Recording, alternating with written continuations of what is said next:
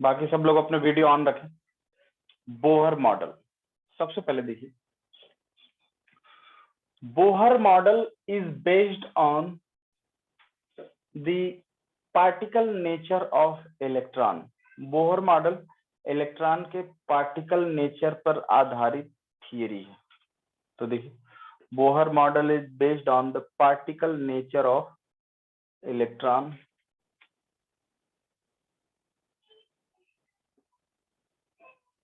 Bohr model is based on the particle nature of electron। Electron के particle nature पे आधारित। दूसरा point, जो बोहर ने सोचा था वो ऐसे स्पीशीज के बारे में सोचा था जिनके पास केवल एक इलेक्ट्रॉन। तो Bohr model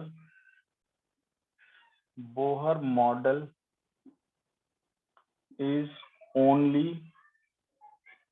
valid for single electron species।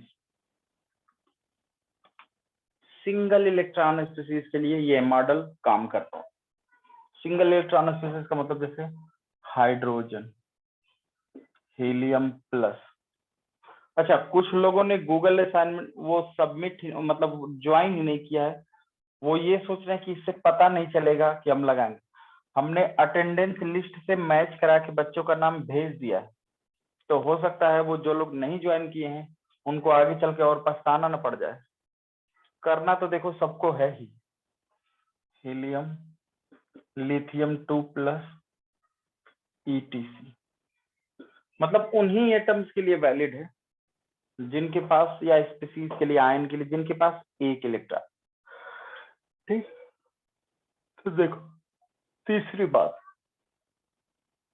बात बोहर ने कहा था कि electron moves around nucleus in a circular path called orbit. बोलो, तो ऑर्बिट की खोज किसने की थी? बोहर ने, डिस्कवरर ऑफ ऑर्बिट। देखो चौको भी आ रहा है, अभी पूछ रहा हूं। समर्थ मारू आया है कि नहीं? समर्थ मारू,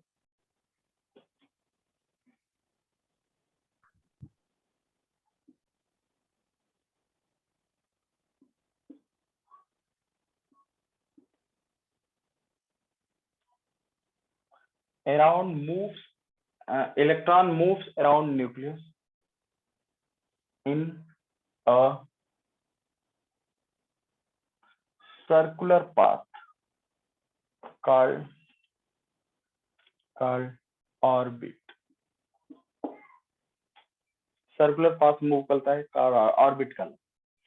अब आपको पता है कि एटम्स के पास, इन atoms have different orbits of some discrete energy, मतलब different एनर्जी के different ऑर्बिट्स होते हैं एटम के अंदर। तो atoms have discrete energy level of different energy, discrete energy level। इस एनर्जी लेवल को ही ऑर्बिट्स कहते हैं, ऑफ डिफरेंट एनर्जी।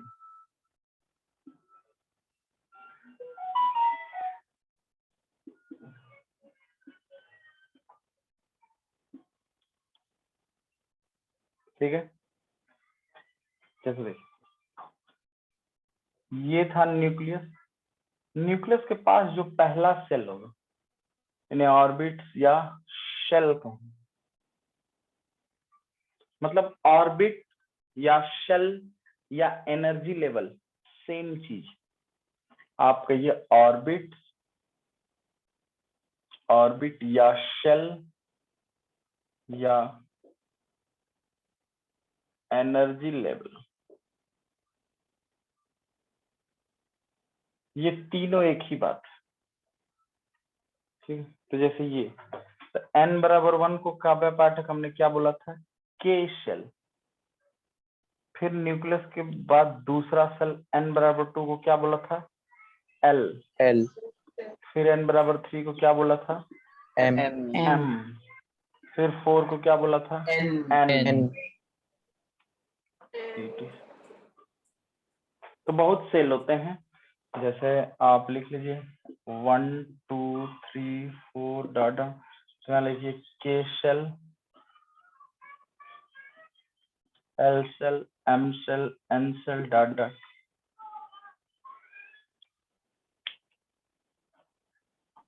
सर एक डाउट है, बोल लो। सर वो सिंगल इलेक्ट्रॉन स्पीशीज मतलब जिसके पास केवल एक electron, the species having only one electron, the species having only one electron. Sir पर जिन हीलियम के पास 2 है और लिथियम के पास 3 है सर। कहाँ है लिथियम, कहाँ है लिथियम 2+ है, ध्यान से देखो। अच्छा कुंज सा, कुंज, अर्जुन, हर्षन,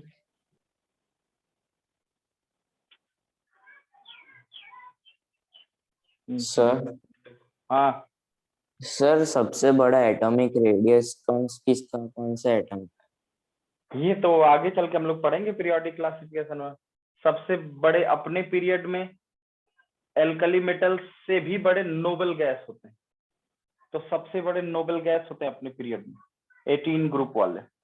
मतलब पहले पीरियड में सबसे बड़ा हीलियम, दूसरे पीरियड में सबसे बड़ा नियान, तीसरे पीरियड में सबसे बड़ा आर्गन। हाँ तो चौको, जैसन चौको,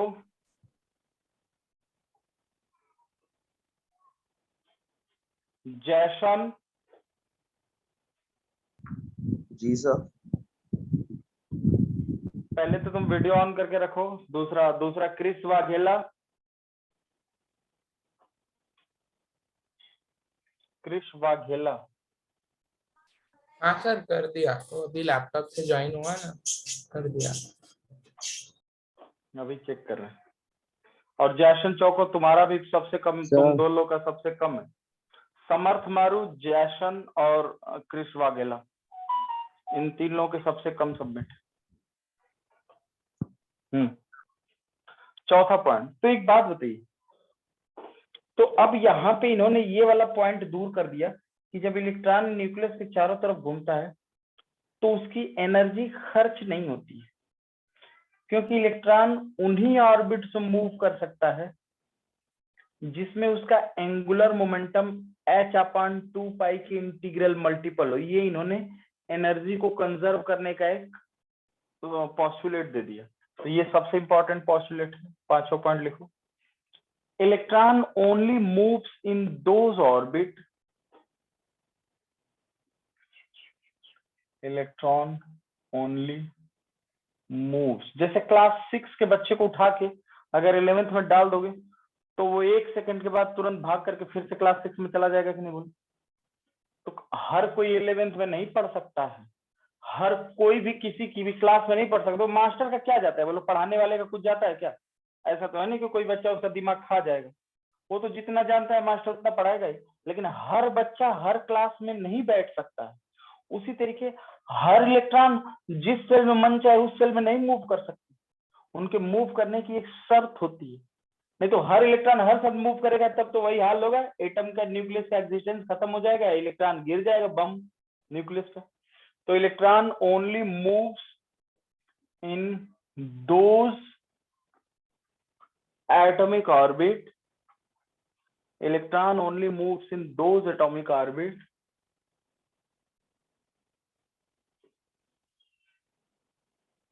in which the angular momentum of electron is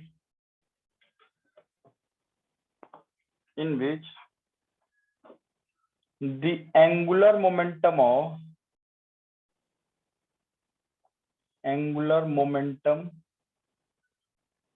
of electron is integral multiple of h upon 2 pi.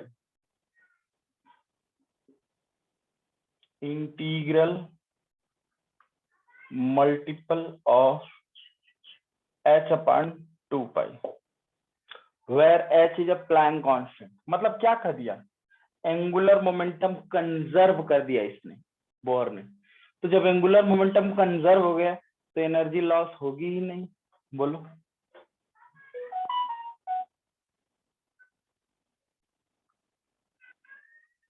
जैसे मैं कह दूं कि तुम 8th क्लास में जाके बैठ सकते हो, तो जब कोई तुम्हें डाउट होगा ही नहीं तब तुम्हें क्या फायदा है 8th क्लास में पढ़ने से। बोलो, तो वैसे ही इन्होंने क्या कर दिया, एंगुलर मोमेंटम को h/2 पाई के इंटीग्रल मल्टीपल पर के बराबर जिसमें होगा उसी में इलेक्ट्रॉन मूव करेगा। तो इसका मतलब कि लीनियर मोमेंटम क्या होता है, m into v. Linear momentum का momentum m into v into r, angular momentum क्या ये nh/2 पाई। बोलो, जहां n क्या होगा 1 2 3 4। मतलब अगर इलेक्ट्रॉन पहले सेल में घूम रहा है तो उसका एंगुलर मोमेंटम h/2 पाई होगा। दूसरे सेल में घूम रहा है तो 2h/2 पाई मतलब h/पाई होगा। तीसरे सेल में घूम रहा है मतलब हर इलेक्ट्रॉन कहीं भी नहीं घूम सकता है। मेरी बात समझ में आ गई? तो Yes, आगे sir. चल के h कट कहा जाएगा। h कट मतलब h/2 पाई को h सर कट ये कहा जाएगा। एमवीआर एंगुलर मोमेंटम का फॉर्मूला है। हाँ, लीनियर मोमेंटम में अब डिस्टेंस से मल्टीप्लाई करते एंगुलर मोमेंटम निकल जाता है। तो यह है mvr angular momentum of electron.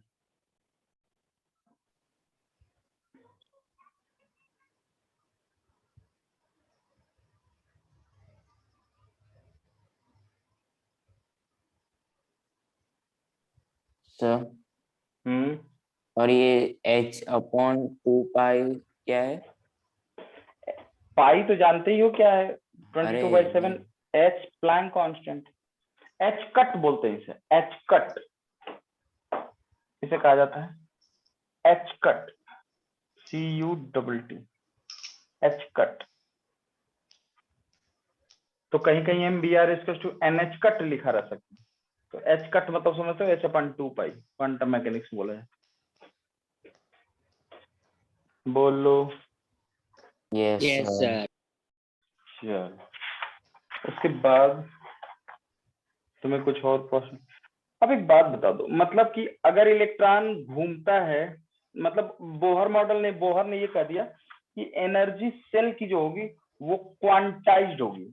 मतलब उसी एनर्जी का इलेक्ट्रॉन है तभी उसमें घूम पाएगा, अदरवाइज नहीं घूम पाएगा। मतलब according to Bohr the energy of shell is quantised. बोलो, सेल की एनर्जी Yes, क्या sir. है, क्वांटाइज्ड है। मतलब अकॉर्डिंग टू बोहर लिख लो main point, according to Bohr the energy of shell is quantised. हर सेल की अपनी एनर्जी है और उसमें अपने इलेक्ट्रॉन रहते हैं। मतलब अगर इलेक्ट्रॉन घूमता है तो उसे घूमने के दौरान न तो वो एनर्जी रिलीज करता है और न ही एनर्जी एब्जॉर्ब करता है। मतलब घूमने के दौरान उसकी एनर्जी कंजर्व रहती है क्योंकि उसका एंगुलर मोमेंटम कंजर्व है। ठीक है, तो नेक्स्ट यस सर। पॉइंट, पांचवा छठा पॉइंट जो लिख लो। सर वो एक बार क्वांटाइज वाला पॉइंट बोलो ना।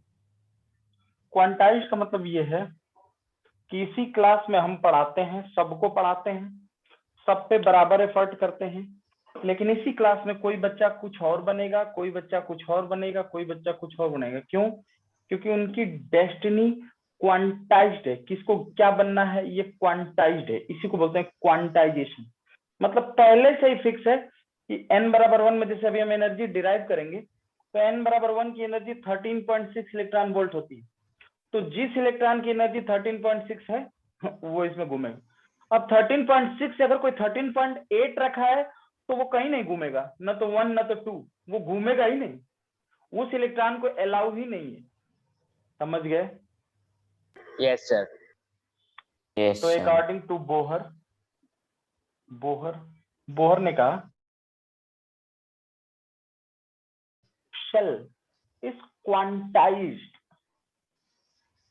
the energy of cell is quantized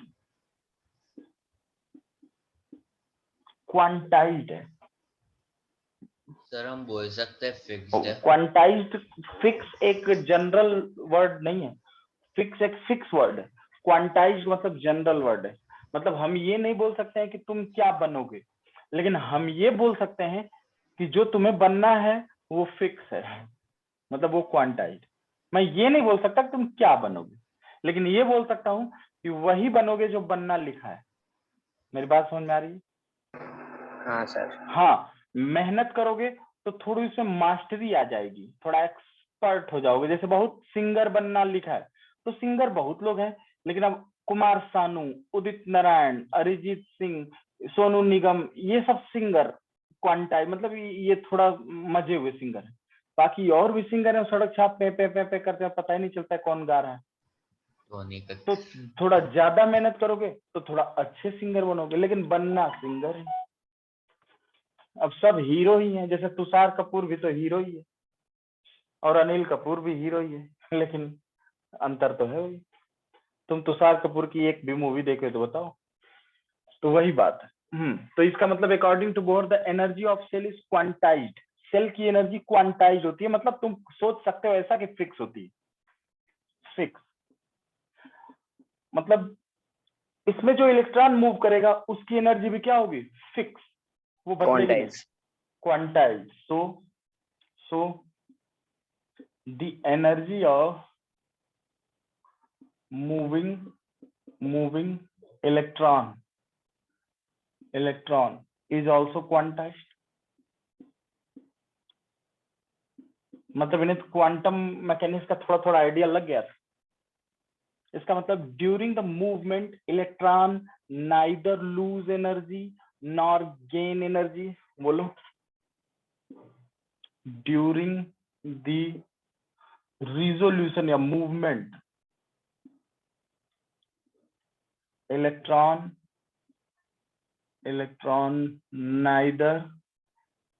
neither lose energy nor gain energy। न तो इलेक्ट्रॉन एनर्जी लूज करता है और न ही इलेक्ट्रॉन एनर्जी गेन करता है।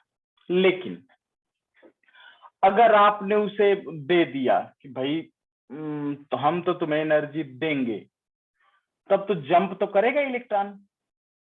तो क्या करेगा कि लोअर एनर्जी सेल से हायर एनर्जी में जंप करेगा। बोलो हाँ या नो। तो 7वां पॉइंट लिख लो। But if energy supplied from any external source to electron, but if, अब आपको ये चीज समझ में आ रहा होगा कि एनसीईआरटी और कंपटीशन की थियरी को क्लब करके पढ़ने का क्या फायदा निकलता है। आप 0 से लगाई मैक्सिमम हाइट तक को छू लेते हैं, उसके बाद जब आप सवाल लगाएंगे तो एक अलग टाइप की चीज आपके पास रहेगी। दोहरा काम नहीं करना पड़ता है। और हम लोग को समय कितना मिलता है, देखो हम लोग कितने प्यार से कूदते कूदते पढ़ रहे हैं, कोई दिक्कत नहीं है। But if energy is supplied from any external source, जैसे मैंने गर्म कर दिया एटम को, फ्रॉम एनी एक्सटर्नल सोर्स,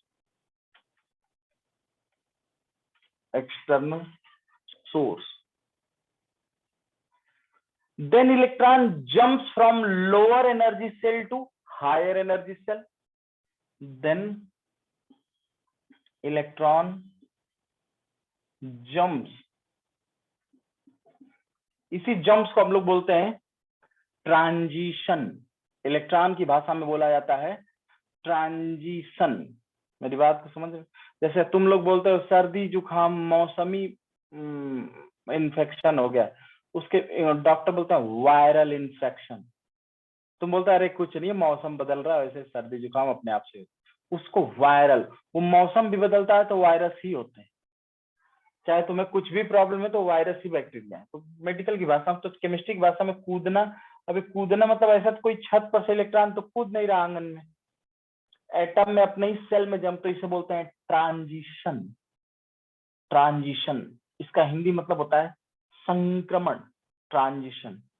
तो ट्रांजिशन, तो source then the electron jumps from lower energy shell to higher energy. Sir तो बाहर वाला जो इलेक्ट्रॉन है वो निकल जाएगा क्या? बाहर वाले को दे दोगे तो आयोनाइजेशन एनर्जी के बराबर दोगे तो निकल जाएगा, बोलो। लेकिन जब तुम एनर्जी दोगे तो सबसे पहले बाहर वाला ही लेगा एनर्जी। जैसे तुम अगर बंदूक मार रहे हो तो जो सबसे पहले दरवाजा पर खड़ा होगा वही मरेगा ना, जो अंदर छिपा होगा किचन में वो मर जाएगा और दरवाजा वाला बच जाएगा, बोलो। नहीं सर सर। सबसे आगे जो खड़ा, जैसे ट्रेन से उतरना है तो सबसे पहले ट्रेन से कौन उतरता है, बोलो? जो दरवाजे पे लटके रहते हैं सब लड़के। अब ऐसा तो नहीं कि तुम अपनी फैमिली के साथ बैठो तुम सबसे पहले उतर जाओगे प्लेटफॉर्म पे। जो दरवाजे पे रहता है सबसे पहले वही उतरता है, बस में, गाड़ी में, बोलो। यस सर, तो मतलब सर इलेक्ट्रॉन का क्या होगा? सबसे पहले आउटर इलेक्ट्रॉन ही भागेगा। तो ये हम लोग आगे और पढ़ेंगे बहुत ज्यादा डिटेल में, लेकिन बोहर को इतना आइडिया नहीं था कि कौन इलेक्ट्रॉन लेगा, लेकिन इन्हें पता था कि एनर्जी देने पर इलेक्ट्रॉन लोअर से हायर में जंप करते हैं। लेकिन अब जरा मेरी बात ध्यान से सुनिए, तो क्या ये एनर्जी लेके गए लोअर से हायर में, तो क्या वहीं हमेशा के लिए रुक जाएंगे? जैसे आप 5,000 रुपए लेकर के शिमला घूमने गए, तो क्या आप शिमला में ही बस जाएंगे जा करके? No sir. ज्यों आपके 5,000 खत्म होंगे आप फिर मुंह बना के अपने घर पे लौट आएंगे, बोलो। Yes sir. तो हायर सेल, तो ड्यूरिंग दिस, इस दौरान कुछ स्पेक्ट्रम लाइन ऑब्जर्व होती हैं जिन्हें क्या कहते हैं, एब्जॉर्प्शन स्पेक्ट्रम। इस दौरान, तो ड्यूरिंग दिस ट्रांजिशन, तो इमिशन स्पेक्ट्रम, एब्जॉर्प्शन स्पेक्ट्रम आपको और आगे पढ़ाते हैं, हाइड्रोजन स्पेक्ट्रम जब हेडिंग डालेंगे। हाँ, तो जाता है, लेकिन 10⁻⁸ सेकंड के बाद फिर से अपने सेल में वापस आ जाता है। यही इलेक्ट्रॉन का टूर होता है। But after 10⁻⁸ second, electron comes from higher to lower energy shell. Electron comes from higher to lower energy, electron higher to lower energy shell में आ जाता। बट सर हम्म, अगर कंटिन्यूअस एनर्जी अप्लाई करते ही रहे तो छोड़ के भाग जाएगा एटम को, एटम को छोड़ के भाग जाएगा, सर बोलो। एनर्जी कौन से फॉर्म में देंगे? हीट के फॉर्म में? हाँ, हीट के फॉर्म में, वोल्ट के फॉर्म में, वोल्टेज के फॉर्म में। हाँ? सर ऐसा क्यों नहीं होता कि जब तक एनर्जी है तब तक वो वही शेल में, फिर वापस जैसे एनर्जी हमने कट ऑफ कर दिया फिर वापस वो अपने रेगुलर शेल में आ जाता है, वैसा नहीं होता क्या? तो हम कैसे कट ऑफ करें? हमने एनर्जी दे दिया, इलेक्ट्रॉन जंप कर गया, तो लेकिन हाँ। ये इलेक्ट्रॉन इस सेल का परमानेंट थोड़ी वहां जा सकता है। फिर इस सेल को कोई तो भरेगा। जैसे ये न्यूक्लियस डिसबैलेंस नहीं हो जाएगा, पहले में 2 इलेक्ट्रॉन, दूसरे में 8 इलेक्ट्रॉन। तो मान लो ये वाला इलेक्ट्रॉन जंप कर गया, तो यहाँ खाली जगह हो गई कि नहीं? हाँ। Yes sir. तो इसको बाकी इसके साइड वाले इलेक्ट्रॉन हायर सेल वाले आके भर देंगे। कोई जरूरी नहीं कि जो गया है वही आए, तो सर हर कोई 10 तो टू द आएगा। पावर -8 सेकंड में ऊपर नीचे होता रहता है क्या? हाँ होता, लेकिन एनर्जी दोगे तब। हाँ, जब एनर्जी दूंगे तो हाँ, नहीं एनर्जी दोगे तो नहीं होगा। तो इसीलिए स्पेक्ट्रम लाइंस ऑब्जर्व होती है ना, जो इलेक्ट्रॉन हर माइक्रोसेकंड नैनो सेकंड में जंप करता रहता है, तो स्पेक्ट्रम लाइंस आती हैं, समझ गए?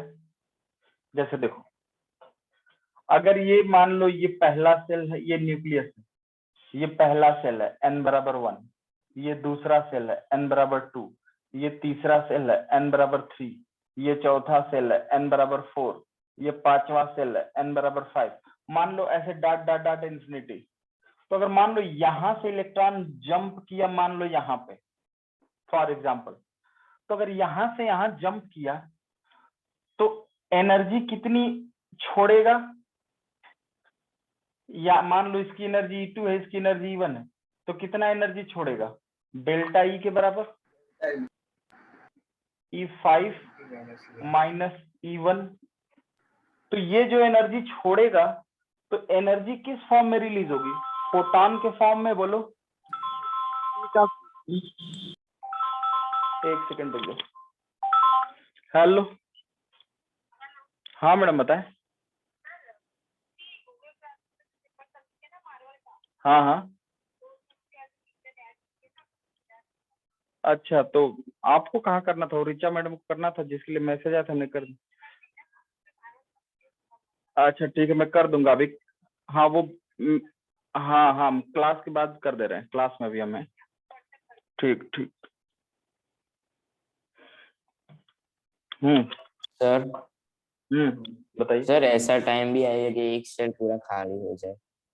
ऐसा नहीं होता है, फिर एटम में इलेक्ट्रॉनिक का कॉन्फ़िगरेशन ही पूरा डिस्टर्ब हो जाएगा, पूरी प्रॉपर्टी बदल जाएगी एटम की। सर अगर लास्ट सेल है 2 सुनो, वाला, नहीं मेरी तो बात वहां पे एनर्जी 2 आएंगी ना।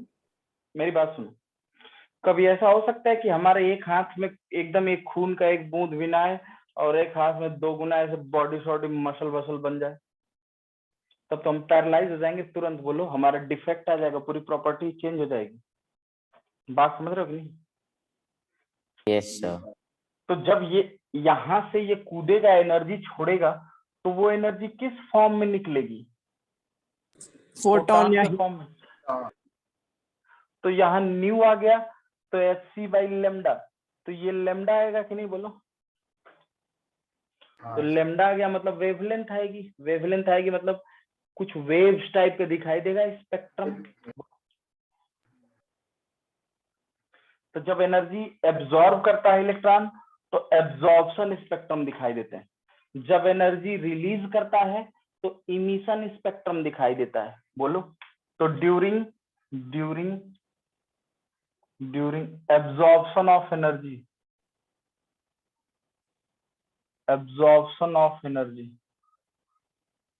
सर एनर्जी एब्जॉर्ब करेगा मतलब इलेक्ट्रॉन का एनर्जी बढ़ जाएगी, तो वो हाँ बड़ी ऑर्बिट में मूव नहीं करेगा।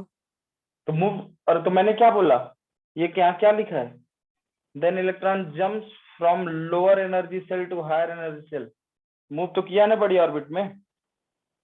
सर ऐसा होगा कि मतलब एनर्जी चल रही है, मतलब एनर्जी हमने दिया है, लेकिन हायर से लोअर में आ सकता है। कैसे आ एनर्जी सकता है? पूछ रहा ऐसा हूँ कभी मैं। हो सकता है कि किसी ने हमें पीछे से धक्का मारा और हम पीछे ही गिर जाएं?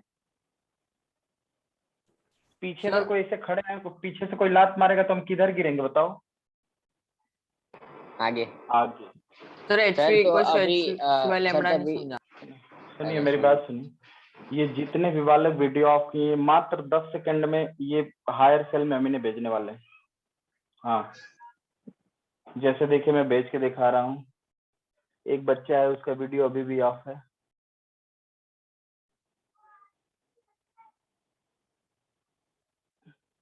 मानव,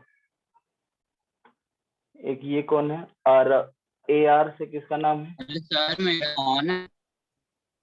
आस्था, कोमल, ये सब वीडियो ऑफ वाले प्राणी है। हाँ, तो अगर एनर्जी एब्जॉर्ब करता है इलेक्ट्रॉन, तो एब्जॉर्प्शन स्पेक्ट्रम दिखाई देता है।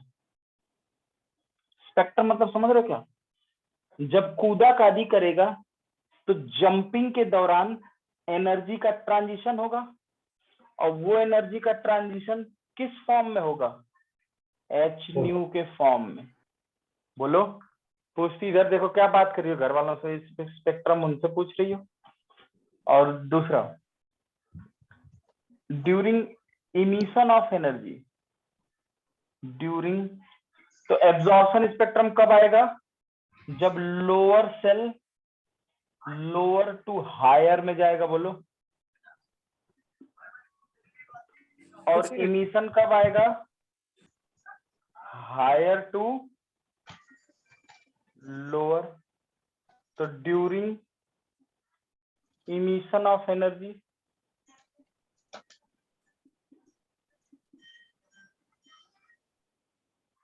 जब एनर्जी इमिट करेगा तो इमिशन स्पेक्ट्रम इज ऑब्जर्व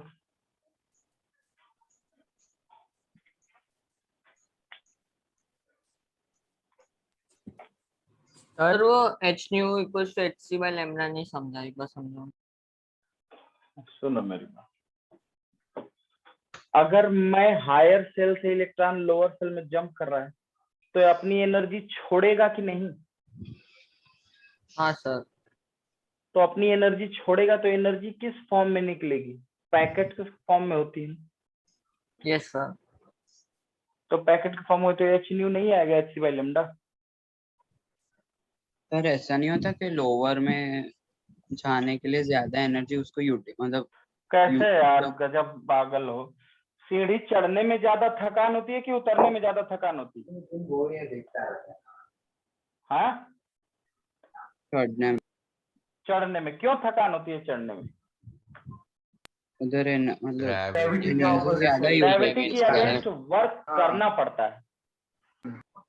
तो अगर तुम लोअर में है और ये हायर में, जैसे जैसे न्यूक्लियस से दूर जाते हो, ये न्यूक्लियस है, ये पहला सेल, दूसरा सेल, तीसरा सेल, चौथा, मान लो इसकी एनर्जी E1 है और इसकी एनर्जी E2 है, तो E2 ज्यादा होगी E1 से। E2 की वैल्यू ज्यादा होगी E1 से। बात समझ में आ रही है? मार्ट भी लगानी। जैसे दूर जाता है एनर्जी बढ़ती जाती है। एल शेल और स्ट्रॉन्ग होगा ना, के पहले शेल अच्छा से। एक बात बताओ, वीडियो ऑन है कि नहीं तुम्हारा? ऑन ही है ना सर? कहाँ हो? अरे दूसरे डिवाइस में देखो। कहाँ हो? अरे हुआ तो है ऑन। अरे हाँ, हैंड रेस करो। कहाँ है दूसरा डिवाइस? देखो रेस। चलिए आगे बढ़ते हैं। चलिए देखिए ध्यान। तो कभी भी अगर लोअर से हायर में जाएंगे तो एनर्जी देनी पड़ेगी, हायर से लोअर में आएंगे तो एनर्जी रिलीज होगी। जहां एनर्जी देनी पड़ेगी वहां एनर्जी एब्जॉर्ब होगी, तो एब्जॉर्प्शन स्पेक्ट्रम आएगा। जहां एनर्जी रिलीज होगी इमिशन स्पेक्ट्रम आएगा। बोलो सर। सर ना बोलो, क्वेश्चन बोलो, क्वेश्चन। हाँ वही मतलब आप बोलो। हाँ देखो सर, E1 E2 में जा रहा है, ठीक है, एनर्जी दी तो। हाँ तो E1 की मतलब स्पेस उधर एम्प्टी हो गई, तो उसकी जगह आपने बोला कि E2 भी बढ़ सकता है या तो उसके पीछे की जो एटम है वो बढ़ सकता है। तो एनर्जी एटम नहीं, कंटिन्यूअस मतलब इलेक्ट्रॉन। हाँ इलेक्ट्रॉन। हाँ तो वो जगह खाली हो गई, तो E2 E1 की एनर्जी स्पेस बढ़ सकता है। हाँ। तब एनर्जी मतलब एनर्जी अभी अभी अभी हम दे ही रहे हैं, तो वो दे सकता है। सुनो ध्यान से दे। 10 की पावर -8 सेकंड कितना सेकंड टाइम होता है? उसके बाद तो फिर आ ही जाएगा ना। अब देखो ये पहला सेल है, दूसरा सेल, तीसरा सेल, चौथा सेल, ठीक है। मान लो ये इलेक्ट्रॉन किसी तरीके कहीं जंप करके इसको इतनी एनर्जी दे दी कि यहां से यहां चला गया, तो यहां जगह खाली हो जाएगी। Yes sir. अब इस खाली जगह को दूसरे से ये भी इलेक्ट्रॉन भर सकता है, नो प्रॉब्लम। तो तब एनर्जी भी दे ही रहे हैं ना हम। कहाँ दे रहे हैं? तो आपने बोला ना कि एनर्जी देते तो इलेक्ट्रॉन आगे मतलब सीढ़ी चढ़ेगा ही, उतरेगा नहीं, ऐसा। हाँ, हमने एनर्जी दिया तो क्या इसने एनर्जी लौटा नहीं दिया? ये कूदेगा हायर से लोअर में तो एनर्जी रिलीज नहीं होगी। अच्छा सर। बोलो अल्टीमेटली सिस्टम को देखो ध्यान से। सर दोनों इक्वल नहीं होंगे ना? दोनों हाँ तो इक्वल नहीं होगी, तो बाकी जब ये खाली होगा तो इसकी जगह कोई और भरेगा, तो इसका सम और इसका सम तो इसके सम के बराबर होगा कि नहीं? नहीं होगा सर। यस कैसे नहीं? सर, चलो क्योंकि चलो एक नहीं तो एग्जांपल बोला सीढ़ी उतरने में आसानी होती है पर चढ़ने में नहीं होती। वो ग्रेविटी लगता है क्या एटम में? इलेक्ट्रॉन के भी जंपिंग में ग्रेविटी लगती है क्या? सर, पर हम ऐसे देखें तो हम एनर्जी सर, दे आप- रहे हैं तो अभी तो एटम आपने बोला था सर कि सर आपने बोला था कि नीचे लोअर से टू ऊपर हायर जाने में ज्यादा एनर्जी एनर्जी शेल लगती है, ऊपर से नीचे आने में कम लगती है। पागल हो गए क्या? हमने मास के लिए बोला, ये अच्छा, बोला अच्छा, कि सर ऐसा हो सकता है कि एनर्जी दें तो भी हायर से लोअर में आए, तो एनर्जी दोगे तो कैसे हायर से लोअर में आएगी? एनर्जी हम बंदूक इधर करके मारे तो भी गोली ऐसे चल के हमारी ही तरफ है, ऐसे कैसे होता है? तो एनर्जी देते रहे तो एटम ही खत्म हो जाएगा ना। देखो तुम ऐसे ही सोचते हो लोग बंदर की तरीके। एटम खत्म कैसे होगा? एनर्जी एटम ले रहा है कि इलेक्ट्रॉन ले रहा है? बताओ, सर एनर्जी सर कौन ले रहा है? इलेक्ट्रॉन। तो एटम कैसे खत्म होगा? तो आयोनाइज हो जाएगा। तो आयोनाइज हो जाएगा तो आयंस रहेंगे कि नहीं? हाँ सर रहेंगे। और आयोनाइज तो तब होगा जब इतनी एनर्जी दे दो कि इलेक्ट्रॉन एटम को छोड़ के बाहर चला जाए। हाँ सर हम समझ जब गया। एनर्जी देंगे, ठीक है, तो एक पर्टिकुलर इलेक्ट्रॉन को थोड़ी दे सकते, पूरे एटम को ही देंगे ना, तो सारे इलेक्ट्रॉन बाहर ही मतलब चढ़ेंगे ही ना, सीधी Bohr model is only valid for single one electron electron. वाला। अच्छा हाँ सर, ओके सर, बढ़िया। और किसी का डाउट? तो जब हमने एनर्जी दी तो एटम ने एब्जॉर्ब की, तो ये एब्जॉर्प्शन स्पेक्ट्रम क्यों आया, मतलब वो कहाँ से आया? एनर्जी किस फॉर्म में, अगर एनर्जी कहीं से गिर रही है, तो अगर एनर्जी कहीं से गिर रही है, जैसे पानी आसमान से गिरता है, तो किस फॉर्म में गिरता है? बारिश के फॉर्म में गिरता है। अब ऐसा तो है नहीं कि आसमान में ऐसे पाइप लगा देते हैं और अपना टंकी भर लेते हैं, ऐसा तो नहीं करते। पानी तो बारिश के बूंदों के फॉर्म में गिरता है। तो जब एनर्जी कहीं से आदान प्रदान होगी, एक्सचेंज होगा, तो किस फॉर्म में होगा? लाइट न्यू के फॉर्म में, फोटोनिक फॉर्म में। और एच न्यू मतलब एच सी बाई लेमडा। तो ये लेमडा क्या है? वेवलेंथ है। इसका मतलब कोई ना कोई वेव लाइन ऑब्जर्व होगी कि नहीं? हाँ सर। तो सर, उसी वेव को, हाँ बोलो। जो स्पेस मतलब खाली हुई, मतलब वो एटम सीढ़ी चढ़ गया, ठीक है, तो जो वो तुरंत बढ़ जाएगी, मतलब एकदम से 10⁻⁸ सेकेंड हाँ, तो फिर मैक्सिमम टाइम। एब्जॉर्प्शन स्पेक्ट्रम और इमिशन स्पेक्ट्रम ऑलमोस्ट सेम ही सेकंड पे दिखेगा ना? हाँ, दोनों दिखते रहते हैं। अच्छा, मैंने ओके सर। बोला ना, मैं किरचॉफ्स रेडिएशन थ्योरी नहीं पढ़े थे कि a body simultaneously emits as well as absorbs. तो जब इमिट करेगी एनर्जी तो इमिशन स्पेक्ट्रम दिखाई देता है, एब्जॉर्ब करेगी तो एब्जॉर्प्शन स्पेक्ट्रम दिखाई देता है। तो emission and absorption spectrum simultaneously can be observe. Yes sir, thank you sir. अरे स्पेक्ट्रम मतलब समझो यार, स्पेक्ट्रम तुम लोग समझ नहीं पा रहे। स्पेक्ट्रम कुछ नहीं है, एच न्यू फोटान है। स्पेक्ट्रम को फोटान बोलो। अगर मान लो यहाँ, इधर से सुनो, अगर यहाँ से इलेक्ट्रॉन यहाँ जंप किया तो इसके बीच मान लो डेल्टा ई है, तो इस इलेक्ट्रॉन को अपने अंदर से डेल्टा ई एनर्जी निकाल के फेंकनी पड़ेगी, तभी तो इसमें जा पाएगा। Yes sir. बात को समझो। तो ये जब डेल्टा ई एनर्जी फेंकेगा तो डेल्टा ई किसके बराबर होगी? n इंटू एच न्यू के बराबर। तो अगर इसमें मान लो n की वैल्यू निकाल सकते हो कि नहीं? हाँ सर। तो पता चल जाएगा कि नहीं, 10, 20, 50 लाख, 2 लाख, 50 लाख फोटान निकलेंगे। Spectrum lines in nothing but photon या क्वांटा। समझ गए? Yes sir. हाँ चलिए। सर सर मतलब ये एब्जॉर्प्शन और एमिशन एमिशन स्पेक्ट्रम दोनों साथ में होंगे ना? बिल्कुल साथ में होंगे सर सर मैं एक डाउट पूछूं? नहीं, मैं एक डाउट दे रहा हूँ आपको, एक एग्जांपल पहले लिखिए। आप पूछिए, जिनको पूछना है पूछते रहिए। सर इसकी higher energy energy A1 level कौन सा होगा शेल? इनफाइनाइट। मतलब जो अगर हमने हमारे 4 शेल है KLMN, तो हायर एनर्जी N में होगा 4 ही तो सेल कैसे? 4 ही सेल क्यों? Infinite shell. हाँ जो भी हो, तो लोएस्ट एनर्जी K शेल में होगा ना, सबसे पहला के जो एटम के न्यूक्लियस, नियर। न्यूक्लियस के जो अभी हम डिराइव कर रहे हैं सबकी एनर्जी, क्यों टेंशन ले रहे हैं? अब मान लीजिए अगर यहां से यहां इलेक्ट्रॉन जंप करता है तो λ1 स्पेक्ट्रम की वेवलेंथ दिखाई देती है, मतलब फोटॉन की वेवलेंथ λ1। और जब ट्रांजिशन यहां से यहां होता है तो λ2 दिखाई देती है। और जब यहां से यहां होता है ट्रांजिशन डायरेक्ट तो λ3 दिखाई देती है। ठीक है, तो कह रहा है find the relation between λ1, λ2 and λ3। तो ये एनर्जी है इलेक्ट्रॉन है?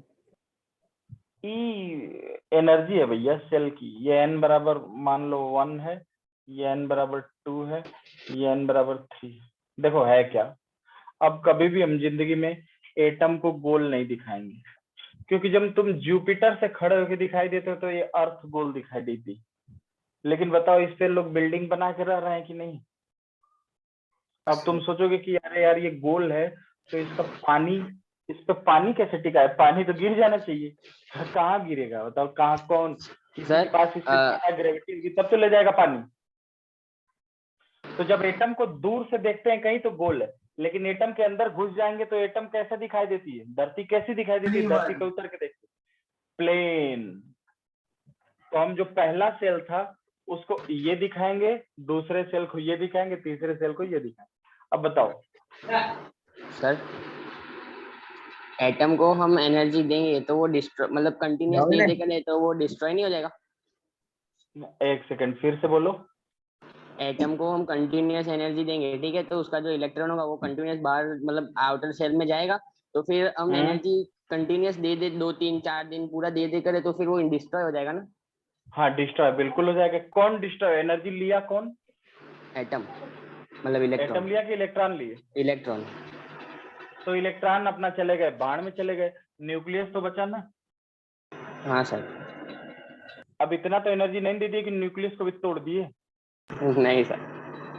तो फिर न्यूक्लियस बचेगा।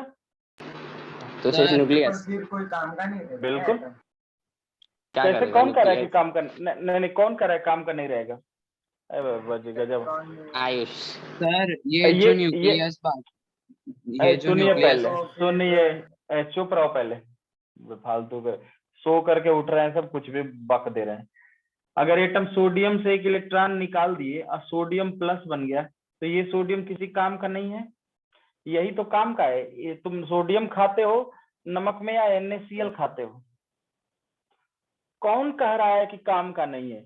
आपके शरीर से पसीना निकल जाता तो आप किसी काम के नहीं रहते हैं, डेड बॉडी है। सर लेकिन इलेक्ट्रॉन नहीं बचेगा तो रिएक्ट किससे करेगा? नहीं तो इलेक्ट्रॉनिक रिएक्शन के लिए काम का नहीं है ना, न्यूक्लियर रिएक्शन के लिए काम का नहीं है। और इस बात की क्या गारंटी है कि आपने जो एनर्जी दिया सब इलेक्ट्रॉन निकाल दिया? क्या आपके पास उतनी एनर्जी अवेलेबल थी? सर पर वो केस है इसीलिए पूछा। हाँ बिल्कुल हो सकता है। एनर्जी दे के तो आप न्यूक्लियस को भी तोड़ सकते हैं। तो क्या न्यूक्लियस किसी काम का नहीं रहेगा? यूरेनियम टूटता है तो बनता है बेरियम और क्रिप्टन बनता है, तो क्या फिर 2 नए न्यूक्लियस बन जाते हैं? मतलब डायनासोर मर गए तो क्या मच्छर पैदा नहीं होंगे डेंगू वाले? बोलो। अच्छा ओके सर। सबका काम है, हम कैसे डिसाइड करें? हमारे यूज का नहीं है मतलब किसी काम का नहीं है? बताओ। सर ऐसे कंटिन्यूस एनर्जी सप्लाई करते रहे इलेक्ट्रॉन को, तो आपने बोला नहीं कि कैसे करते रहें जी? अरे कैसे करते रहेंगे? कहाँ कहाँ इतनी एनर्जी है? वो तो अभी इतनी एनर्जी परमाणु बम के, इतनी एनर्जी एटॉमिक बम से ही मिलती है। हाँ तो रोज एटॉमिक बम छोड़ते रहेंगे? ऐसे हम कंटिन्यूस, इसकी बात कर रहे हैं, हम एक क्लासिकल बात कर रहे हैं कि λ1 और λ2 के बीच रिलेशन बताइए। तो आपको दो दो छोटा छोटा बम छोड़ने में डर लग रहा है, आप कह रहे हैं कि इनफाइनाइट दिन तक बम छोड़ते रहें, कैसे? आप बताइए, दो बम छोड़ना है, बताइए λ1 λ2 और लैम्डा के बीच रिलेशन बताइए। पर सर मैं ऐसा पूछ रहा हूँ पहले नहीं, कि पहले तभी पूछेंगे ना जब इसका आंसर क्लासिकल का देंगे, तभी तो हम आपको हाइपोथेसिस समझाएंगे। आप पहले इसका तो आंसर दीजिए। आप लोग कल्पना में क्यों जी रहे हैं कि बम छोड़ते रहे तब इलेक्ट्रॉन निकाल? मतलब क्या रिलेशन बताना है? क्या रिलेशन मतलब एक्स और वाई के बीच एक रिलेशन बताना होता है, तो एक्स बाई वाई बराबर समथिंग कांस्टेंट कर देते हैं कि नहीं? तो इसमें रिलेशन क्या बताना है वो समझना है। λ1 equals to lambda equals to λ3 equals to λ1 plus λ2, λ3 equals to λ1 by λ2, λ3 equals to λ1 minus λ2, λ3 equals to 1 lambda plus 3 λ2। तो λ3 तो E2 से E1 में जाने की वो है ना?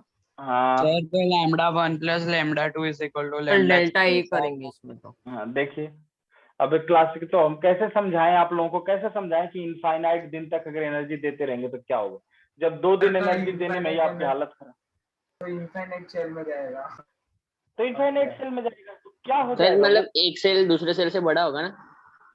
बिल्कुल, रेडियस हाँ तो न्यूक्लियस से दूर जाता है तो हाँ तो इनफाइनाइट सेल होंगे तो हम नेकेड आई से देख ही सकते हैं ना, फिर तो वो इनफाइनाइट ही है कैसे? ना। अजीब हाल है। एटम के लिए इनफाइनाइट पता है क्या होता है? हाइड्रोजन का इलेक्ट्रॉन अगर पहले सेल से निकल गया तो वही इनफाइनाइट में चला गया। हम इलेक्ट्रॉन को नहीं देख पाते हैं बालक, इलेक्ट्रॉन हमारे देखने का पार्टिकल नहीं है, लाइट की स्पीड के इक्विवेलेंट स्पीड से ट्रेवल करता है। इलेक्ट्रॉन को हम नहीं देख पाएंगे नेकेड आई से, नेकेड आई से एटम को देख ही नहीं पाते हैं, इलेक्ट्रॉन कैसे देखेंगे? हमारे मुंह पे 75 एटम जिंक के अभी चिपके हुए हैं, बाहर गए हैं तो सल्फर के, क्या देख पाते हैं? सर अभी कार्बन के आपने जो क्वेश्चन दिया है उसमें हमें एनर्जी लॉस फाइंड आउट करना है और ये सुनो इधर, पहले सुनो इधर, कैसे करेंगे?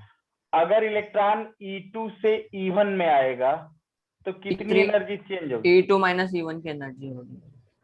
E2 E1 माइनस E1 बोल, E2 minus E1 higher shell की एनर्जी ज्यादा होती है। हाँ, और E2 का इसकी वैल्यू किसकी बराबर होगी?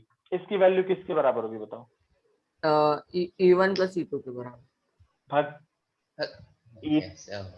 सर वो E3 माइनस E1 होगा ना, वो E3 होगा।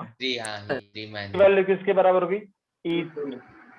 E3 माइनस E2 प्लस हाँ sir, E1 plus E2 minus.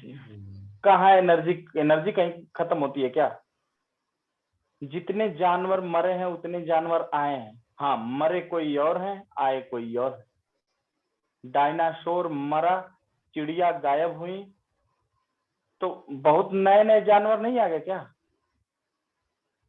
पहले कहाँ डेंगू वाला मच्छर था? मच्छर पहले इतना कहाँ काटते तो थे? मतलब वो लोग मर जाए तो कोई टेंशन नहीं ना, दूसरा आने ही वाला है। आने ही वाला है। अब नहीं कह सकते, पहले होता था। अरे कभी भी कर सकते हैं। अरे अभी भी नेचुरल डाउट है। पहले जो नहीं डाउट, पहले ये समझो यार, इतनी छोटी सी चीज नहीं समझ पा रहे तुम लोग, कल्पना में जीते हो। अब इसको क्या लिख सकते हैं? E3 माइनस E2 को HC बाई λ3 लिख सकते हैं कि डेल्टा E? तो HC by λ3 is equal to E3 से E2 वाला कौन सा है? HC by λ2 2 plus HC by λ1। HC से HC गया खल्लास। एकदम तुम लोग जो शरारती बंदर नहीं होते, सब खोदते रहते हैं, आदमियों को परेशान करते थे, केला लेके भाग जाते हैं, एप्पल लेके भाग जाते हैं। अब देखो इतना क्लासिकल चीज है, उसमें इतना घुसा रहे क्वांटम। मैंने कह दिया कि इलेक्ट्रॉन की पार्टिकल नेचर पे बेस्ड है बोर मॉडल। देख कितना छोटा रिलेशन है, कहाँ एनर्जी नुकसान हुई भाई बताओ? कुछ नहीं हुआ सर। एक क्या तरफ से दोगे? हाँ पूछो सर। सपोज ऐसे कोई भी मतलब किसी इलेक्ट्रॉन को एनर्जी सप्लाई कर रहे हैं और वो इलेक्ट्रॉन सपोज ऐसा बोला आपने कि 2-3 दिन बाद अगर कंटिन्यूस एनर्जी सप्लाई करे 2-3 दिन क्यों? 2-3 दिन क्यों? एनर्जी का टाइम का फंक्शन है क्या? रातों रात अरबपति आदमी बन सकता है अगर ज्यादा पैसा हो तो। हाँ तो सर और रातों नहीं रात इलेक्ट्रॉन को बहुत सारी एनर्जी दे और वो ठीक। टूट जाए तो इलेक्ट्रॉन निकल इलेक्ट्रॉन जाए। कौन टूट जाए? एटम आपने बोला ना कि इलेक्ट्रॉन्स निकल जाएंगे सारे, डिस्ट्रॉय हो जाएंगे। तो एटम टूटेगा कैसे? हाँ सर, बाद में न्यूक्लियस पे हम एनर्जी सप्लाई करें तो वो न्यूक्लियर मतलब न्यूक्लियर एक्टिविटी होता है वो वाला होता है। हाँ तो बिल्कुल न्यूक्लियर फिजन होगा, न्यूक्लियर में और फिजन होगा। लेकिन हाँ इतनी एनर्जी आपके पास है कहाँ कि न्यूक्लियस को सर तोड़े? मतलब वो तो जो न्यूक्लियर स्टेशन होंगे उधर तो होगी ना, ऐसे तो सिर्फ मैं इसीलिए पूछ तो रहा था कि न्यूक्लियर न्यूक्लियस। न्यूक्लियर फ्यूजन भी आप एनर्जी दे करके नहीं कराते हैं, न्यूक्लियस की स्टेबिलिटी को डिस्टर्ब करते हैं। मेरी बात को समझिए। जैसे आपके किसी के घर में आग लगाना हो तो उसके 2 भाइयों को ही आपस में लड़ा दीजिए, वो 2 भाई अपने आप घर में आग लगा देंगे। अब आप आग की मसाल लेके उसके घर में जाके लगाएंगे तो दोनों भाई मिलके पीट देंगे कि नहीं? बताइए। हाँ तो सर। किसी का घर जलाना हो तो पेट्रोल नहीं लेके जाना चाहिए, आपस में उनके फैमिली मेंबर्स को लड़ाओ, वो अपने आप घर जल जाएगा। तो वैसे ही मैं कह रहा हूँ कि न्यूक्लियस को तोड़ने के लिए भी एनर्जी नहीं दी जाती है, न्यूक्लियस की स्टेबिलिटी को डिस्टर्ब कर दिया जाता है, न्यूक्लियस अपने आप टूट जाता है। इतनी एनर्जी है कहाँ भाई? एनर्जी को बचाने के लिए हम 75 रिएक्शन खोजते हैं, पूरी देश में यूरेनियम को लेकर के मारा मारी है कि जिसके पास ज्यादा यूरेनियम उसके पास ज्यादा परमाणु बम का खजाना जकीरा। उसके बाद वो नॉर्थ कोरिया इसीलिए तो सबसे टक्कर ले लेता है, छोटा वो नेपाली डांट देता है डोनाल्ड ट्रंप वगैरह को सबको। डोनाल्ड ट्रंप तो चाहे तो उसको मसल देना 2 सेकंड के अंदर, लेकिन वो क्यों डांट देता है? उसके पास यूरेनियम का जकीरा है, इसका मतलब सबसे ज्यादा एनर्जी है उसके पास। समझ गए? हाँ सर। Yes sir. सर क्या हम है करें ये कि बता सकते हैं स्टेबिलिटी क्या होती है न्यूक्लियस? न्यूट्रॉन और प्रोटॉन का रेशियो, अगर न्यूट्रॉन और प्रोटॉन का रेशियो बराबर है मतलब 1 है n/p, तो न्यूक्लियस स्टेबल होगा। और अगर न्यूट्रॉन और प्रोटॉन का रेशियो गड़बड़ होने लगा तो वहां न्यूक्लियस फटेगा। समझ गए? तो मतलब इसीलिए सपोज हैवियर न्यूट्रॉन एलिमेंट पे ज्यादा जाने हो पर, गए। हाँ इसी को रेडियोएक्टिविटी कहते हैं। न्यूट्रॉन बाई प्रोटॉन का कोई भी डिसबैलेंस हुआ तो वहां न्यूक्लियस विखंडन होगा, फ्यूजन होगा। समझ सर वो गए? कैसे करते पावर हैं? को हम लोग सेंड नहीं कर सकते ना। तो दूसरा चीज, न्यूक्लियर फ्यूजन में और न्यूक्लियर फिजन में दोनों में बहुत high amount of energy change होती है। जैसे सन में माना जाता है, सन सूर्य के अंदर इतनी इनफाइनाइट एनर्जी कहां से है? तो माना जाता है कि हाइड्रोजन और हाइड्रोजन मिल करके हीलियम हीलियम बनाता है। बनाता है, हीलियम और हीलियम मिलियन इलेक्ट्रॉन वोल्ट में एनर्जी रिलीज होती है। और यह प्रक्रिया सन में 24/7 चलती रहती है स्पॉन्टेनियस। तक सारे हाइड्रोजन एटम्स खत्म ना तो हो हाँ, जाए तो तब चलेगा। अब बताओ, 2 हाइड्रोजन एटम मिलके हीलियम बना रहे हैं तो इतनी एनर्जी चेंज है कि पूरी संसार चमक रहा है। और तुम कह रहे हो कि हम इनफाइनाइट एनर्जी दे देंगे, कहाँ से लाओगे भैया? दे दोगे? हाइपोथेसिस है क्या? सर ऐसे अर्थ पे ऐसे ही हाइड्रोजन और हाइड्रोजन ऐड करके हीलियम नहीं बनाते? कैसे कैसे अर्थ पे ऐड करके जैसे बनाएंगे? सन पे कर रहे मतलब ऐसे पूछ रहा हूँ। नहीं, सबके पास ये एनर्जी है। आर्टिफिशियल, तुम आर्टिफिशियल की बात कर रहे हो तो चाइना ने किया है, चाइना हाँ ने एक वो आर्टिफिशियल सन बनाया है। तो करने को तो कुछ भी किया जा सकता है, वो तो इंसान की सोच होती है। लेकिन तुम लोग इसको ऐसे एज ए समस्या क्यों देखते हो? ये एज ए अपॉर्चुनिटी है, संभावना है। यस तुम सर। लोग चाहते हो कि एक ही दिन में मतलब बोहर के मॉडल में ही पूरी नैनो साइंस समझ जाए 1 सेकंड के अंदर, और 12th में जाना ना पड़े, 11th के बाद ही नोबेल प्राइज बुला करके दे दिया जाए फोन करके, आओ बेटा अमेरिका चले आओ, ये नोबेल अपना लेते जाओ। हाँ सर, हम ऐसा भी नहीं अपना होता। थियोरी बताएंगे। हाँ वही कह रहे हैं ना, इतना नहीं होता। चलिए, तो मतलब आपको पता चल गया कि इलेक्ट्रॉन। अब जैसे देखिए, अब रहस्य समझिए। देखिए क्वेश्चन आईआईटी में कैसे इसके क्वेश्चन आएंगे। आईआईटी में क्वेश्चन देगा, कहेगा कि ये पहला सेल है n = 1, इसकी एनर्जी मान लो 5 इलेक्ट्रॉन वोल्ट किसी एटम के लिए, फॉर एनी एटम। ये दूसरा सेल है n = 2, इसकी एनर्जी 10 इलेक्ट्रॉन वोल्ट। ये तीसरा सेल है n = 2, मान लो 15 इलेक्ट्रॉन वोल्ट, ये चौथा n बराबर 4, मान लो 20 इलेक्ट्रॉन वोल्ट इसकी एनर्जी, ठीक है। तो पहला चीज, यहां मान लो इलेक्ट्रॉन है कोई, ये इलेक्ट्रॉन, ठीक है। तो कह रहा है कि find minimum amount of energy and maximum, सोचना है तो यहां सोचो, मैक्स कंस्ट्रक्टिव, तुम लोग डिस्ट्रक्टिव सोच रहे हो। 3 दिन तक इनफाइनाइट अमाउंट ऑफ एनर्जी दे रहे हैं, बताओ। फाइंड मिनिमम अमाउंट और maximum amount of energy with supplied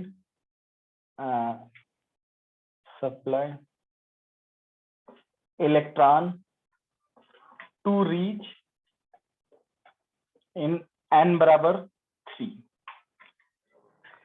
इस इलेक्ट्रॉन को तीसरे सेल में पहुंचने के लिए कम से कम कितनी एनर्जी देनी पड़ेगी और ज्यादा से ज्यादा कितनी देनी पड़ेगी कि ये तीसरे में ही रहे, कहीं और ना जाए। अब सोचो, सोचना है तो।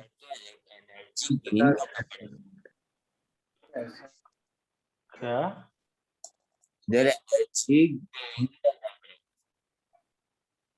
पहले तो तुम्हें कान में से सब निकालो जो इलेक्ट्रॉन है किस ऑर्बिट में, उससे कहाँ पे जाना है?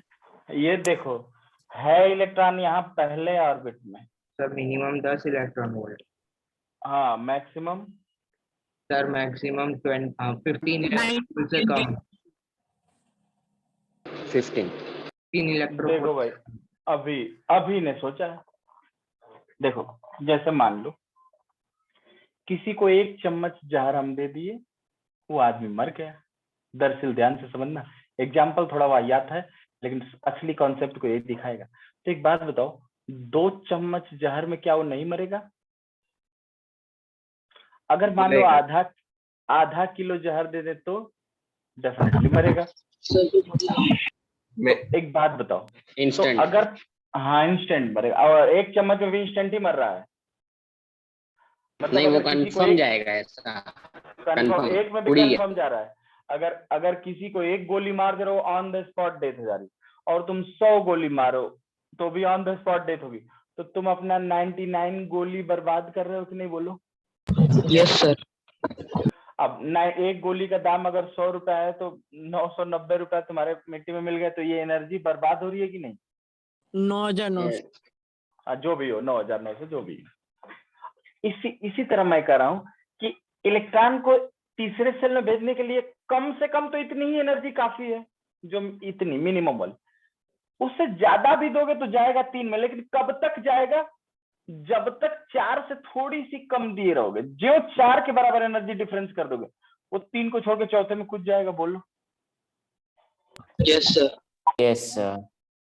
सर मिनिमम 3 होगा ना? हाँ, और मैक्सिमम 19 होगा। ना सुनो 4 होगा। पहला सुनो ध्यान। अभी ने बता दिया, सबसे कम समय में समझ भी गया तुरंत। कम से कम कितनी एनर्जी चाहिए यहाँ जाने के लिए, बताओ। इतनी तो चाहिए ही ना, मिनिमम, बोलो। Yes sir. तो minimum to reach in n बराबर 3 कितना होगा, बोलो। E3 माइनस E1 कितना होगा, बोलो। सर 14। पकड़े 15 माइनस 5 14 आएगा। सर 10। 10 इलेक्ट्रॉन। तो अगर मतलब इस इलेक्ट्रॉन को तीसरे सेल में भेजने के लिए कम से कम 10 इलेक्ट्रॉन वोल्ट एनर्जी देनी पड़ेगी। अब बताओ, किसी बच्चे ने दे दिया 11, तो कहाँ जाएगा? थर्ड में जाएगा। थर्ड में ही जाएगा। लेकिन थर्ड तो कह रहा है कि जिस इलेक्ट्रॉन की एनर्जी 15 होगी, हम तो क्वांटाइज्ड हैं, हम उसी इलेक्ट्रॉन को रखेंगे। तो क्या? तब वो इलेक्ट्रॉन को कहेगा कि तुमने कितनी एनर्जी ले ली, 10 अगर और लिए हो तो मेरे पास आओ, अगर ज्यादा लिए हो तो अपना एनर्जी लौटा करके कहीं डिस्ट्रॉय करके आओ, तब हमारे यहाँ रहोगे। मेरी बात को समझो ध्यान से।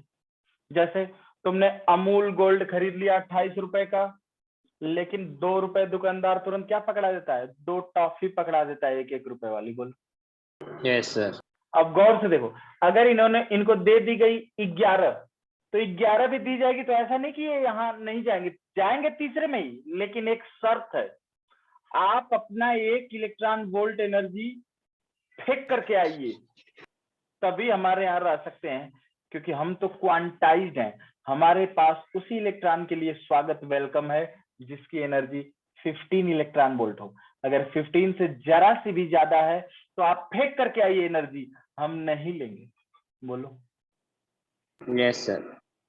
हाँ, मेरी बात को, क्वांटाइजेशन का खेल समझो। तो अब ये इलेक्ट्रॉन, अब तुम सोचो, ये एनर्जी लेके मान लो पहुंच गया यहाँ पे पहुंच गया अब तो छत पे टंग जाएगा ना हवा में, न तीसरे फ्लोर पे पहुंचा न चौथे फ्लोर पे, तीसरे फ्लोर की। हाँ, अब देखो क्या होगा। तो ये क्या करेगा कि इतनी एनर्जी को लॉस कर देगा, क्योंकि इलेक्ट्रॉन को तो कहीं ना कहीं जाना ही। तो किस फॉर्म में लॉस करेगा? स्पेक्ट्रम लाइन के फॉर्म में, photon emission spectrum, photo emission spectrum. तो अब ये क्या करेगा? लॉस कर देगा। अब वो लॉस करेगा तो वही अचानक क्या थे, कुछ अलग टाइप की लाइंस आने लगी जिनको बोहर नहीं बता पाए। वो अलग लाइन क्यों आने लगी? बोहर को तो पता था कि या तो इस सेल से इस सेल में आएगा या इस सेल से इस सेल में आएगा। कोई कोई इलेक्ट्रॉन बीचे में से यहां आ जा रहे थे, तो बोहर को पता नहीं चला ये कैसे हो रहा है। पुलिस को यही नहीं पता चल पा रहे, मान लो कि कोई आदमी छत से गिर गया, पुलिस पता ही नहीं लगा पा रही है किस फ्लोर से गिरा है। कोई कह रहा है कि 6ठे माले से गिरा है लड़का, कोई कह रहा है 5वें माले से गिरा है, दूसरे माले से गिरा है। किसी ने ये दिमाग नहीं लगा रहा है कि वो 4थे और 5वें माले के बीच में खिड़की पर से गिरा है। डायग्नोसिस समझो। तो ये बोहर को पता नहीं चल पा रहा था। मेरी बात समझ में आ रही है कि नहीं? Yes sir. इसके करस्पॉन्डिंग जो स्पेक्ट्रम लाइंस आ रही थी, ये लाइन मैच ही नहीं कर रही थी बोहर वाले से, तो बोहर यहाँ पे लड़खड़ा गए। ठीक है, और यहीं से खोज हुई सबसेल की। सेल के बाद कौन से खोज हुई थी? सबसेल। ठीक है। Yes sir. यस। हाँ, तो मेरी बात समझिए। तो हाँ, तो मैक्सिमम ही कितना, अब देखो तो कितना आसान है समझना। अब तुम 3 दिन तक इनफाइनाइट एनर्जी दिए जा रहे हो, कल्पना है क्या? सर पर मिनिमम 14 होगा क्या? ईवी है ना उसके पास, ये मैक्सिमम तो 2 टाइम्स गेन करना पड़ेगा ना मिनिमम। क्या है? सुनो इधर, मैक्सिमम की सीमा तय है। क्या सीमा तय है? 19 कि लेस, बट 19 कैसे? 19.5 दोगे तो, 19.9 दोगे तो, 19.99 दोगे तो, 19.99999 दोगे तो 20 से कम हो। बोलो। Less than 20। अरे तो सुनो ना, 5 माइनस नहीं करोगे तो less than 15 electron volt. Yes sir. अगर इक्वल टू पे कर दिए, यहाँ पे इक्वलिटी लगा दिए, तो भक्त से 4 में चला जाएगा 3 को छोड़कर। बोलो। हाँ सर। तो क्या ये क्वेश्चन समझ में आया? अब इस क्वेश्चन ने Yes, आपके sir. कम से कम 1000 डाउट क्लियर कर दिए होंगे। 1000 डाउट जो आप Yes, दिन sir. भर ऐसे बच्चों की तरह छटपटाते बक बक बक बक करते तो भी नहीं क्लियर होता। सर ये थोड़ा बच्चे कैमरा कहाँ चले? नीचे करो ना, कुछ दिखाई क्या नहीं दे जमीन देखना चाहते हो? परफेक्ट तो है भाई। नीचे का नहीं दिख रहा। अरे नीचे तो भाई हाँ बस। फर्श है सर वो जो थर्ड सेल में है वो 15 इलेक्ट्रॉन वोल्ट है ना सर? या पाए तो दिखा। आप बात को समझिए। आप बोहर से ज्यादा सोच सकते हैं, लेकिन प्रॉपर डायरेक्शन में सोचना पड़ेगा। कहीं भी अंडरस्टैंड 3 दिन तक एनर्जी क्यों देंगे भाई किसी सर एटम को? हम अपनी आंख से देख ही नहीं पाते, एनर्जी देंगे? हमें तो मैटर दिखता है। हाँ बोलो। आपने ऐसा बोला कि बोर को ये पता नहीं चला कि बीच में मतलब खिड़की से गिर सकता है, तो मतलब हाँ। ऐसे आपने बोला कि सब शेल्स होंगे बराबर। तो बाद में मैंने आपको बोला कि मैंने आपको बोला कि 19 ईवी तक जा सकता है, बट आपने बोला कि 19.9 से मतलब 19.9 बार हो सकता है, तो इनफाइनाइट सब सेल्स होंगे। सब सेल्स भी जितने सेल होंगे उतने सब सेल। पहले सेल में जाओ तो एक सब सेल, दूसरे सेल में जाओ 2 सब सेल, तीसरे सेल में 3 सब सेल, चौथे सेल में 4 सब सेल, पांचवें सेल में 5। इसीलिए तो SPDFG। अब इतने एलिमेंट ही नहीं मिले, हम तो करें कि नाम किसी के इनफाइनाइट रखे जा सकते हैं, बस पैदा तो हो जाए बच्चा, उसका नया नाम सोच देंगे 2 सेकंड के अंदर। किसी का रॉबिन रख दिए, robin 1, robin 2, robin 3, robin 4, robin 5, dot dot robin infinity. ये तो एक नाम के इन्फिनिटी नाम बना दिए। और MD1, MD2, MD3, MD infinity, कितने इन्फिनिटी नाम रखे जा सकते हैं। तो जितने सेल उतने सब सेल, इनफाइनाइट सब सेल भी हो सकते हैं, क्या प्रॉब्लम बोलो। मतलब सर यही इस तो केस में जो 4th वाला शेल है उसके 4 सब ना शेल्स होंगे ना, हाँ चौथे सेल में 4 सब सेल होंगे। ये बात पता है किसने बताई? श्रॉडिंजर ने बताई। तो सर 4 और 3 के बीच में कितने होंगे, 3 होंगे या 4 होंगे?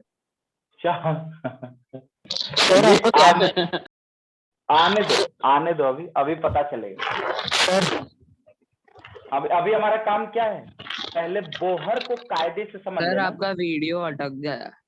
अरे तुम लोग इतना बोल रहे हो कि, इतना तुम लोग पूछ रहे हो कि वीडियो के आदमी के प्राण अटक जाएंगे, वीडियो तो दूर सर की बात। आपने ही तो बोला जो भी डाउट हो पूछे। तो हमने डाउट के लिए पूछा था, तुम लोग तो आइंस्टीन के मौसा बन गए एक ही मिनट में, घंटे भर में हम देखे एक ही चीज पढ़ा आपकी पाए। ट्रेनिंग है सर। हाँ चलो ध्यान से देखो, मेरे कहने का मतलब है कि बोहर को पहले समझ लो, उसके बाद निकालो बोहर की ड्रॉबैक। अब फिर कहो कि इस बोहर की ड्रॉबैक को दूर करने के लिए कुछ मॉडल तो आए ही होंगे, तब फिर उन मॉडल स्टेप, हाँ समरफील्ड का, तो स्टेप वाइज स्टेप समझेंगे तो ज्यादा बढ़िया रहेगा। तुम ये चाह रहे हो कि सर अभी बच्चा अभी पैदा हुआ है और उसको बता दीजिए कि संसार में सब कुछ क्वांटम मैकेनिक्स से डील होगा, तब तो बच्चा बताओ क्या होगा, बताओ हॉस्पिटल में ही वो मर जाएगा, बौखला जाएगा बच्चा। तो अभी ध्यान से समझो, ड्रॉबैक निकालो इसकी। तो ये क्वेश्चन लगा लिए, इस टाइप के क्वेश्चन आईआईटी में पूछे यस सर, जाएंगे। ये तो इजी था। इजी अभी न लगा, नहीं बताया होता तो इजी नहीं रहता। अच्छा चलो, उसके बाद मेरे ख्याल से कि अब थोड़ा हम लोग बोहर ने 2-3 चीजें बताई। हाँ ठीक, एनर्जी कांस्टेंट है। सर अगर सर इसमें 20 इलेक्ट्रॉन वोल्ट अगर एनर्जी नहीं दी होती तो हमको वो कल आपने फॉर्मूला दिया था उससे निकालना पड़ता होता था ना। अब हम देखेंगे, Bohr gives 3 big achievement in his model. जैसे रदरफोर्ड ने 2-3 चीजें बहुत शानदार दी थी, बोहर ने ऐसी ऐसी चीजें दी कि जिससे पूरी फिजिक्स की नींव रख दी गई। तो मॉडर्न फिजिक्स में बोहर मॉडल पढ़ाया जाएगा आपको। तो बोहर गिव्स या डिराइव्स, हम किताब की भाषा नहीं लिख रहे हैं, अपनी भाषा समझिए। पहली चीज, यदि कोई इलेक्ट्रॉन nth सेल में मूव करे तो उसकी एनर्जी क्या होगी? वही होगी जो सेल की एनर्जी होगी, क्योंकि एनर्जी तो क्वांटाइज्ड है। बात समझ में आई? जैसे देखो, सबसे बढ़िया, हम तो भूल ही गए थे, 7 रुपया लेके पार्ले जी खरीदने जाओगे तो दुकानदार क्या कहेगा? ये भैया सर 2 वो 5 रुपया, वाला पैकेट 2 रुपया, वाला हाँ 2 रुपया अपने पास रखो, भाई लेना है तो 5 वालों ने तो जाओ कहीं और देखो। तो सेल भी तो एनर्जी क्वांटाइज है, आप उसको वहां पहुंचने के लिए चाहिए 15, आपने ले लिया 17, तो कहे भैया दो इलेक्ट्रॉन वोल्ट हटाओ तभी आओ, अदरवाइज रास्ता देखो अपना, कहीं और देख लो। बात समझ में आ रही है? बोलो। Yes sir. क्वांटाइजेशन को तो एकदम पार्ले जी से समझा जाता है। तो पहला इन्होंने दिया रेडियस ऑफ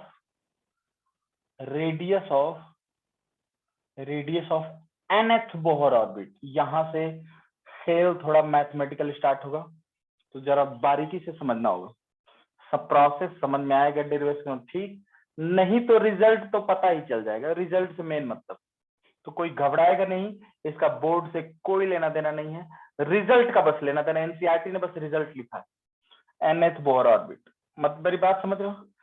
मतलब अगर इलेक्ट्रॉन न्यूक्लियस से दूर जहां मूव कर रहा है, उसकी न्यूक्लियस से डिस्टेंस क्या है? जैसे ये न्यूक्लियस है, पहला सेल, दूसरा सेल, तीसरा सेल, चौथा सेल, पांचवा सेल, छठा सेल, डॉट डॉट डॉट, ये nth होगा कि नहीं बोलो? सर हाँ सर। तो अगर इलेक्ट्रॉन ऐसे यहाँ मूव कर रहा है तो इससे हम डिराइव करेंगे Rn। बात समझ में आ रही कि नहीं बोलो? Yes sir. सर दूसरा चीज बोहर ने दिया वो हम डिराइव करेंगे। कहाँ गए कुछ 6-7 बच्चे तो अब लग रहा है आउट हो गए, उनको लगा कि हो गया और मॉडल। 29 से 31 हो गए। हाँ 8 बच्चे क्वांटाइज हो गए, एटम छोड़ के भाग गए। देखो दूसरा एनर्जी पॉइंट, ज्यादा हो गई। Velocity of nth Bohr orbit.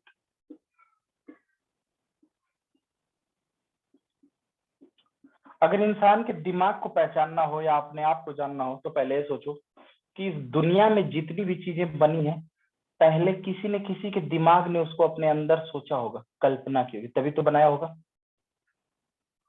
मतलब हाँ कितना इनफाइनाइट पोटेंशियल तो ऐसे दिख जाएगा, या हाइपोथेसिस नहीं। nth बोहर ऑर्बिट मतलब जो इलेक्ट्रॉन इस nth बोहर ऑर्बिट में स्पीड में मूव कर रहा होगा उसकी वेलोसिटी तो होगी ना कुछ, बोलो।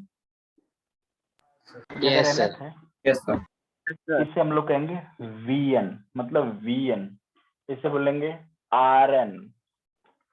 और उस nth सेल में टोटल एनर्जी इलेक्ट्रॉन की, total energy of electron in nth Bohr orbit.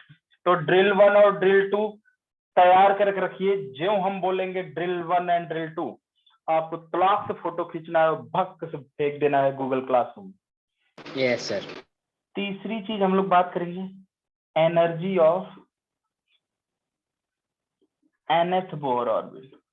और तुम्हें पढ़ने का ऑर्डर बता दे रहे हैं, सबसे पहले पढ़ा करो ड्रिल्स, फिर एनसीईआरटी,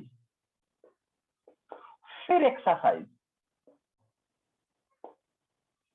और उसके बाद भी अगर कोई लड़का समय निकाल ले तो वो पढ़ेगा वीके जायसवाल या नरेंद्र अवस्थी या MS चौहान। ये 3 किताब प्रेफर करेंगे। nth बोहर नहीं निकालने वालों तो निकालेंगे इसके बाद बेटा, समझ गए? कुछ लड़के शिकारी होते हैं। केमिस्ट्री का निकाल लेंगे, फिजिक्स और मैथ्स नहीं निकाल। चलो तो एनर्जी ऑफ nth बोहर, मेरे पास तो इतना टाइम है ना कि मैं रोज रोज इससे भी धीरे धीरे पढ़ाऊंगा, सबसे पहले खत्म करूँ। ये अगर 3 चीज आप समझ लेंगे तो बोहर मॉडल ही नहीं इस पूरे चैप्टर पे आप महारत हासिल कर लेंगे। किसी भी मॉडल को 2 सेकंड में समझ लिया करें, ठीक है? तो एक बार जितना हम बोहर मॉडल पढ़ाए हैं उतना एक बार देख करके आइएगा, फिर उसके बाद हम लोग बोहर का मैथमेटिकल पोर्शन डिराइव करेंगे। बोहर ने कैसे ये निकाला nth ऑर्बिट की, मतलब किसी भी सेल की रेडियस निकाल सकते हैं बोहर, किसी भी इलेक्ट्रॉन की वेलोसिटी निकाल सकते हैं और किसी भी सेल की एनर्जी निकाल सकते हैं। ठीक है, कोई टेस्ट में घबराएगा नहीं, बिना इंस्ट्रक्शन पढ़े कोई कुछ नहीं करेगा। जिसको सबसे कम आता है वो भी बच्चा प्रयास ये करेगा कि पहले आते हुए क्वेश्चन कर ले। 50% से नीचे किसी भी बच्चे के आने नहीं चाहिए, ऐसा प्रयास करना, ठीक है? पेपर में अगर आपको बता दूं सभी क्वेश्चन पढ़ाए हुए ही मिलेंगे, या अगर एग्जैक्ट क्वेश्चन नहीं पढ़ाया गया है तो वैसा क्वेश्चन कॉपी में लगवाया गया है। Yes sir. हाँ, कोई वैसे हाई फाई टाइप के क्वेश्चन नहीं है, जिस लेवल की ड्रिल है उसी लेवल के पेपर रहेगा, एक्सरसाइज लेवल का नहीं, ड्रिल लेवल का, ठीक है? Yes sir. केवल बंद कर दो।